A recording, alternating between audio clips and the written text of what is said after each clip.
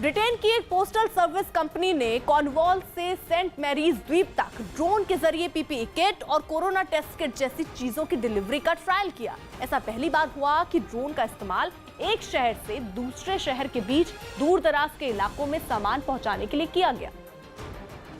Trial के दौरान सबसे पहले ब्रिटेन के कॉर्नवॉल में पोस्टर कंपनी के एक स्टाफ ने रनवे पर खड़े एक विशाल ड्रोन में सामान रख दिया, जिसके बाद ये ड्रोन उड़ान भरने को तैयार नजर आया। किसी नन्हे हवाई जहाज की तरह दिखने वाला ड्रोन सामान लेकर आसमान की ओर उड़ गया और कुछ पल में आग से ओझल हो गया। कुछ ही देर में ये ड्रोन सेंट मैरीज द्वीप के एयरपोर्ट के रनवे पर खड़ा नजर आया, जहाँ डिलीवरी कंपनी का एक कर्मचारी वैन लेकर पहुँचा। उसने ड्रोन से सामान उतारकर डिलीवरी वैन में रखा और उसे लेकर वहाँ से निकल गया। दावा है कि ये बड़ा ड्रोन 100 किलो तक का सामान लेकर उड़ान भर सकता है। बताया जा रहा है कि आम ड्रोन से अलग दूर दूर तक उड़ने वाला ये ड्रोन करीब 113 किलोमीटर की दूरी आंखों से ओझल रहकर तय कर सकता है। इतना ही नहीं, एक बार लंबी दूरी तय करने वाला ड्रोन सेंट मैरीज द्वीप पर सामान पहुंचा देगा तो उसके बाद छोटे ड्रोन के जरिए ये सामान द्वीप में घर घर पहुंचाया जा सकेगा। पोस्टल कंपनी का डिलीवरी स्टाफ इस ड्रोन सेवा से बेहद खुश है, क्योंकि अगर ये ट्रायल कामयाब रहा तो इसकी मदद से न सिर्फ कोरोना के दौर में पीपीई किट या टेस्ट किट जैसी चीजें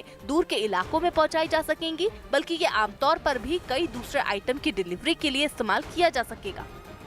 दिल्ली हाई कोर्ट ने एक बार फिर केजरीवाल सरकार को फटकार लगाई। न्यूज़ 18 के अमित सिंह की रिपोर्ट है कि इस बार मामला द्वारिका इलाके में इंदिरा गांधी अस्पताल शुरू नहीं करने का था, जिस पर अदालत ने नाराजगी जताई।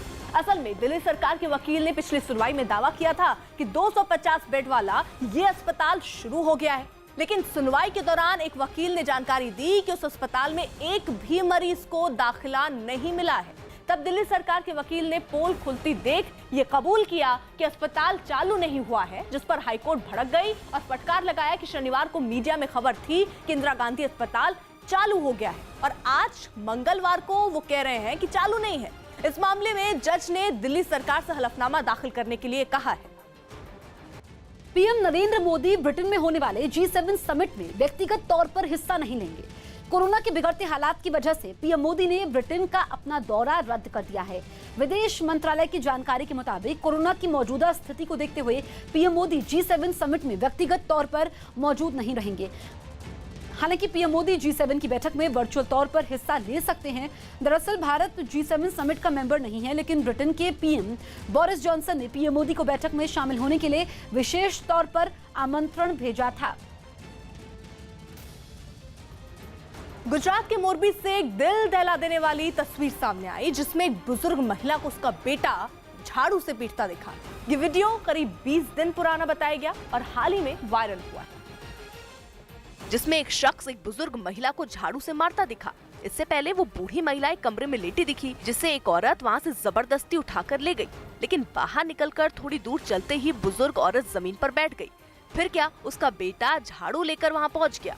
उसने उसे अंदर भेजने के लिए डराना धमकाना शुरू कर दिया, जिसके बाद पास खड़ी दूसरी औरतें बुजुर्ग महिला को उठाकर ले जाने लगी, लेकिन उसके बेटे के सर पर तो जैसे पागलपन सवार था। उसने आव देखा न ताव माँ को जोर से झाड़ू से मारा।